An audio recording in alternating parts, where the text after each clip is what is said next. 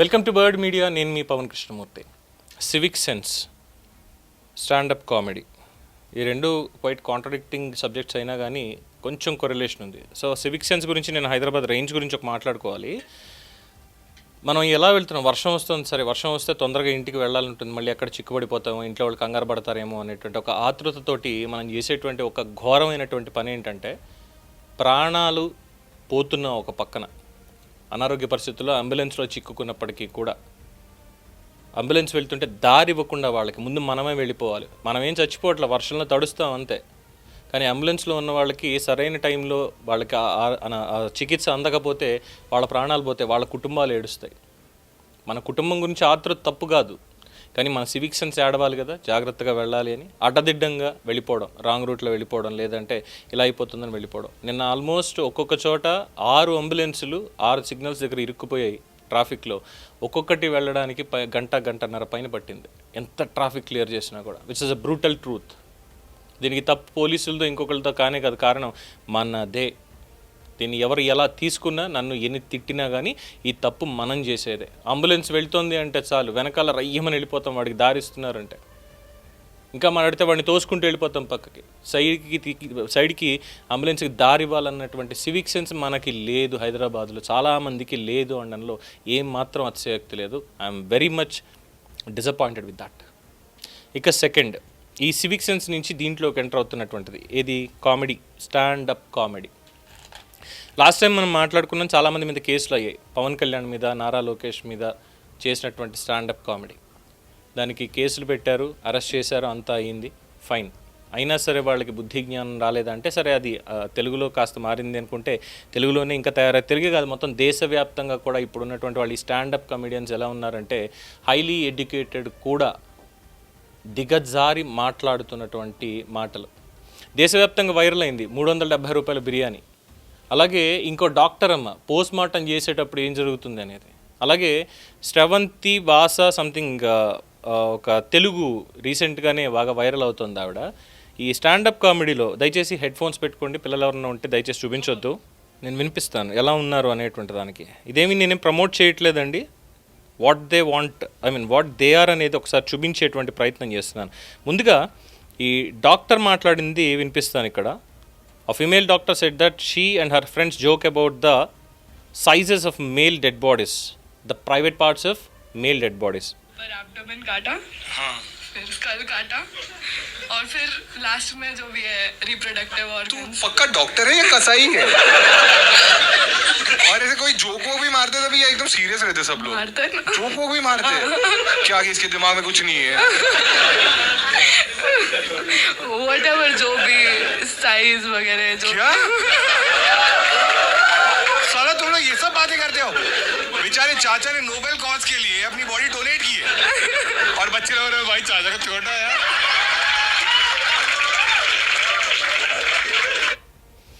ఇది ఒక మహిళా doctor, very young doctor. Dead bodies వస్తాయి హాస్పిటల్కి పోస్ట్ మార్టం చేయడానికి. సో ముందు అబ్డమెన్ కట్ చేస్తాము, తర్వాత స్కల్ కట్ చేస్తాము, ఆ తర్వాత జోబీ హేవో private parts which is nothing but reproductive systems, the dick and penis. ఆడవాళ్ళకైతే అది, మగాళ్ళకైతే ఇది. సహజంగా దేవుడు ఇచ్చినవే, సిగ్గుపడాల్సిందేం లేదు, దేవుడు ఇచ్చినవే. ఇక్కడ వీళ్ళు మాట్లాడుకునేది దాని సైజ్ ఎంతట. ఇదే ఒక మగ డాక్టర్ ఒక ఫీమేల్ డెడ్ బాడీ కనుక పోస్ట్ మార్టంకి వస్తే ఇదే జోక్ అక్కడ క్రాక్ చేస్తూ మాట్లాడితే ఒక్కసారి ఇమాజిన్ చేసుకోండి, that outrage will fire in India. Just imagine. ఇలా ఉన్నారు వీళ్ళు. రేపొద్దున్న భవిష్యత్ నిర్మాతలు అనాలా వీళ్ళని. ఒక డాక్టర్ చదువు చదివి, పవిత్రమైనటువంటి డాక్టర్ చదువు చదివి ఎంతో ఉన్నతమైనదిగా భావిస్తాం, ప్రాణాలు నిలబెడతారు డాక్టర్లు. సరే, ఒక శ్లోకంలో ఏదో చెప్తారు, వైద్యో నారాయణో హరి, అప్పిచ్చువాడు వైద్యుడు అన్నటువంటి చెప్పి అలా అంటారు చూసారా. అలాగా అప్పిచ్చువాడు వైద్యుడు కాదు, అక్కడ మనిషిని నిలబెట్టేవాడు, బతికించేవాడు వైద్యుడు అంటాం. అంత గొప్ప దీంట్లో పెట్టాం, వైద్యో నారాయణో హరిహి అన్నాం భగవత్ స్వరూపం కింద. అలాంటి వాళ్ళు ఇలాంటి దిక్కుమాలిన జోకులు వేసుకుంటూ, అక్కడ చేయాల్సినటువంటి పని దగ్గర దిక్కుమాలిన జోకులు వేసుకుంటూ, మీకు అంత ఉంటే వెళ్ళి పెళ్లి చేసుకుని తగలడండి కొంపల్లో, సరిపోతుంది. అక్కడికి వెళ్ళి అంటే ఎలా నారో మైండెడ్ అయిపోతున్నారు అనేది ఇక్కడ అర్థమవుతుంది ఈ డాక్టర్ అమ్మ విషయంలో. I'm sorry to say this. And the second thing, चलो अब हम कैसे डोनेट करेंगे? वो क्या हुआ तो मैं सोच रहा हूँ यार अगर रूम पे ले जाऊँ वो ఇది ఇంకొక దరిద్రుడు చాలా పెద్ద కంపెనీలో మల్టీనేషనల్ కంపెనీలో పనిచేస్తున్నాడు. వీడు మాట్లాడుతున్నటువంటిది ఒకసారి చూద్దాం. वो कहती क्या क्या खिलाओगे मगर तू बता क्या खाएगी. तो हमने चिकन बिरयानी खाई, वो हाई होगी 360-370 रुपए की. फिर वो कहती घर छोड़ाओ. महा यार 370 रुपए लगे मैं वसूलता करूँगा मैं. पीक गुड़गांव कंटेंट खा गई मेरे पैसे. तो क्या हुआ तो मैं सोच रहा हूँ यार अगर रूम पे ले जाऊँ awkward लगेगा कि पहले दिन ही मांग रही ले रही मांग रही मतलब मांग रहा मतलब. तो मेरे को ध्यान आया कि हमारे वहाँ एक पार्क है. पार्क है गार्डन. वो ना अंधेरा, उसमें बहुत अंधेरा रहता है कि दिखता ही नहीं कुछ. हाँ तो मैंने कहा मैं चल थोड़ी देर पार्क में बैठते हैं टाइम स्पेंड करते हैं थोड़ी देर. कहती नहीं चलते हैं. मैं कहा यार आधा घंटा बस. तो हम गए तो वहाँ झूले वगैरह थे, वो झूल रिया मैं नहीं वो मतलब झूलों में झूल रिया. मैं स्पोर्ट देख रहा कि यार कोई अंधेरा सा हो, कोई बेंच अंधेरे में हो. ఇక్కడ ఏమైంది అనేది చూస్తే దీని explanation. A 22-23-year-old Gurugram-based web developer named Himanshu Jangra lost his job after a crude joke he made at a stand-up comedy show went viral. What happened? At comedian Praneeth More's live crowd work show, Himanshu shared that he went on a date with a slightly older woman and they shared a plate of chicken biryani that cost him at about $370. He jokingly said something like, "Paisa vasool karna padega, I'll have to recover the money," implying he expected sexual favors or to take advantage in return for the small expense. The comedian laughed and amplified it. The clip shared rapidly on social media, sparking outrage over entitlement, misogyny, and treatment women transactionally. 370 rupees biryani became a quick meme. Many called it a rape or predatory mindset disguised as humor. Aftermath. His employer, Starvik Design, a Gurugram-based company, fired him after the video went viral. They cited damage to the company's image and reputation.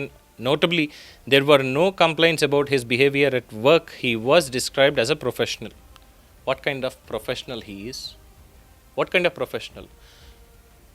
కళ్ళని బయటికి తీసుకెళ్ళి 370 రూపాయల బిర్యానీ తిని పైసా వసూలు కర్నా పడేగా. ఇద్దరు కలిసి తినదానికి పైసా వసూలు కర్నా పడేగా. కుచ్ లేనా పడేగా, కుచ్ మాంగ్ రా. How crude it is. దీన్ని పర్వర్టెడ్నెస్ అనడానికి లేదంటారా? Because they are just doing like it. And after that ఇంకొక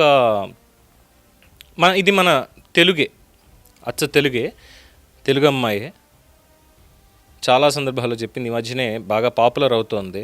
ఇది మాత్రం దయచేసి చూసేటువంటి వాళ్ళు హెడ్ ఫోన్స్ పెట్టుకోండి. నేను జస్ట్ వినిపిస్తున్నాను, నేను చూపించట్లేదు అందుకే. నా పేరు శ్రవంతి భాష, తెలుసు కదా. And then people call me, నా ఫ్రెండ్స్ కాల్ మీ 7-3. 7-3 ఎందుకంటే it rhymes similar to Sravanthi 7-3. అక్కడ US లో ఉండొచ్చినప్పుడు వాళ్ళు తెల్లోళ్ళకి పలక రాదు కదా, ఇక 7-3 అని చెప్పి వాళ్ళకి ఈజీ భాష సర్నేమ్ రే. ఆడ పుట్టిన ఇంకా నేను ఏం చేయలే. నీ ఇంటి పేరు చెప్పు, మార్చేసుకుంటా. చెప్పు. నువ్వు ఫౌంటైన్ హెడ్ చదివినవా? చదవలే కదా, అయితే వద్దు పడు ఉన్నది చెట్టుబా. అర్థమేలేదు నాకు. ఇక్కడ దాకా బాగానే ఉంది. ఎవరో ఇంటి పేరు అడిగారు, అవును రాదే నా ఇంటి పేరు, నీ చెప్పు మార్చుకుంటా అని సరదాగా అడిగిన దానికి దట్స్ ఫైన్, అక్కడ వరకు ఓకే. ఫౌంటైన్ హెడ్ అనేటువంటి పుస్తకం చదివావా, అక్కడ దాకా కూడా ఓకే.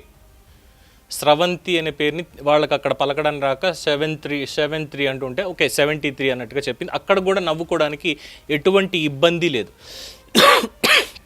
క్షమించాలి, అక్కడికి ఇబ్బంది లేదు ఎటువంటిది. బట్ దాని తర్వాత మా మేడ్ షీలా మాత్రము 15వ ఫ్లోర్ విడాకులైన మేడం అంటది. విడాకులైన రే ఓకేనా. అమ్మ మాత్రం ఇంకా విడాకులైనందుకు బొత్తిగా బరిదెగించినవు అంటది, మొత్తానికి బరిదెగించినవు నువ్వు అంటది. నా ఆడియన్స్ మాత్రము విడిపోయినాం విడాకులైన అంటే అమ్మయ్య అంటారు. సో గివ్ ఇట్ అప్ అయ్యాసే. నా ఆడియన్స్ నా లవ్. బట్ అన్నిటికంటే నా ఫేవరెట్ ఏం తెలుసా, నా favourite people call me in comment section లంజా అని పిలుస్తారు. That is my favourite.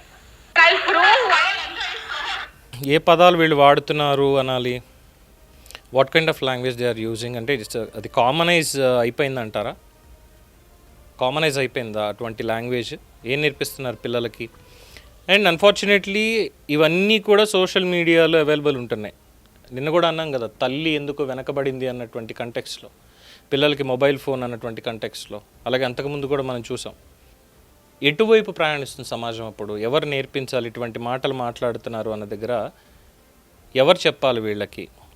వీళ్ళు మాట్లాడేటువంటి భాష ఏమనుకోవాలి? వన్ లవ్ ఇస్ ఈక్వల్ మీది ఒకటే కదా సార్ పెళ్ళి? Okay okay. If one love equals marriage, I love you, I love you, I love you, I love you razor, I love you. మీరు అందరినీ ఐ లవ్ యూ రే. అయితే ఇప్పుడు ఏంటి? It makes me లంజా, అంతేనా? అంతే కదా రే. మల్టిపుల్ పీపుల్ని లవ్ చేస్తేనే కదా రే లంజా అయ్యేది. నేను ప్రౌడ్ లంజా రే. దెన్ మిమ్మల్ని లవ్ చేస్తున్నందుకు నేను లంజా అంటే so be it. You can call me whatever the fuck you want కదా. ఏమంటారు? ప్రౌడ్ లంజా రే. Proud proud proud. But if you ఏమంటావు? బాగుంది బాగుంది కాదు. నేను ఇంత ఫిలాసఫీ చెప్తున్నాను కదా, మనోడైతే ఏ అమ్మాయిల నోట్లో నేను బూతులు భలే ఉన్నాయి. సిగ్గుండాలి ఇలాంటి వాళ్ళు.